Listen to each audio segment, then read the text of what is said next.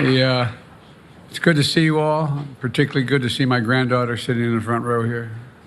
Hi, Finn. How are you, honey? For over 200 years, America has carried on the greatest experiment in self-government in the history of the world. And that's not hyperbole, that's a fact. We're the people. The people vote and choose their own leaders, and they do it peacefully.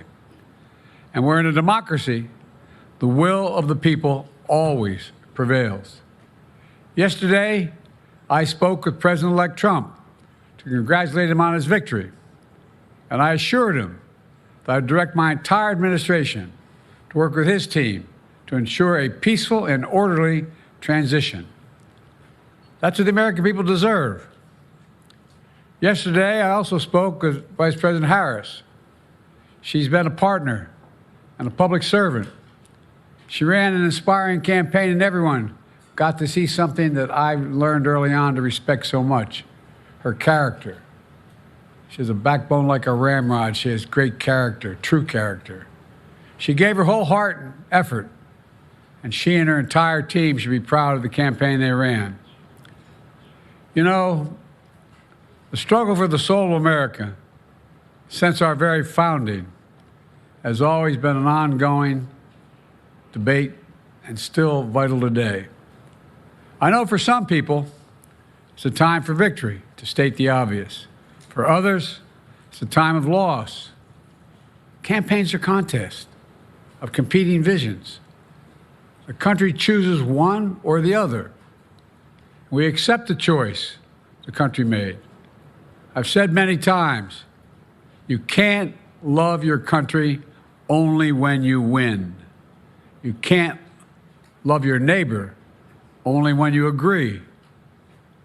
Something I hope we can do, no matter who you voted for, is see each other not as adversaries, but as fellow Americans. Bring down the temperature. I also hope we can lay to rest the question about the integrity of the American electoral system. It is honest, it is fair, and it is transparent. And it can be trusted, win or lose. I also hope we can restore the respect for all our election workers who busted their necks and took risks at the outset. We should thank them.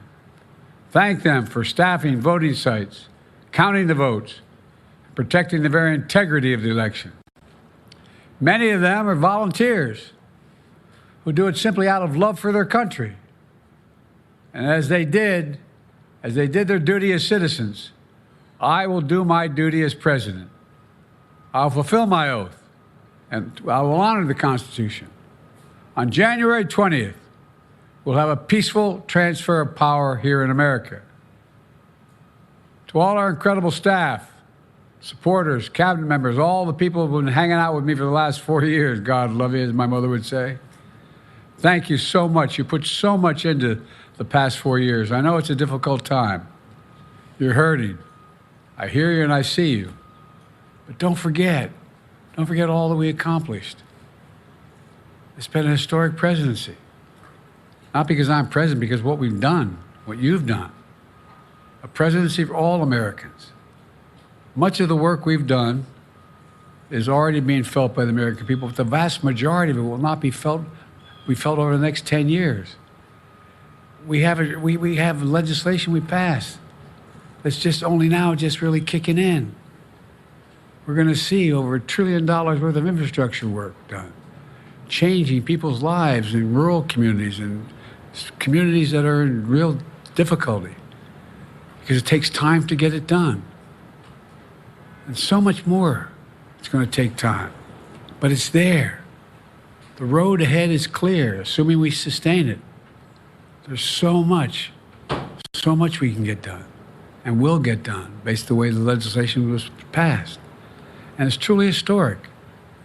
You know, we're leaving behind the strongest economy in the world. I know people are still hurting, but things are changing rapidly. Together, we've changed America for the better. Now we have 74 days to finish the term, our term. Let's make every day count. That's the responsibility we have to the American people. Look, folks, you all know it in your lives. Setbacks are unavoidable, but giving up is unforgivable. Setbacks are unavoidable, but giving up is unforgivable. We all get knocked down. But the measure of our character, as my dad would say, is how quickly we get back up. Remember, a defeat does not mean we are defeated. We lost this battle. The America of your dreams is calling for you to get back up. That's the story of America for over 240 years and counting. It's a story for all of us, not just some of us. The American experiment endures. We're going to be okay, but we need to stay engaged. We need to keep going. And above all, we need to keep the faith. I'm so proud to have worked with all of you. I really mean it. I sincerely mean it. God bless you all. God bless America. And may God protect our troops. Thank you, thank you, thank you.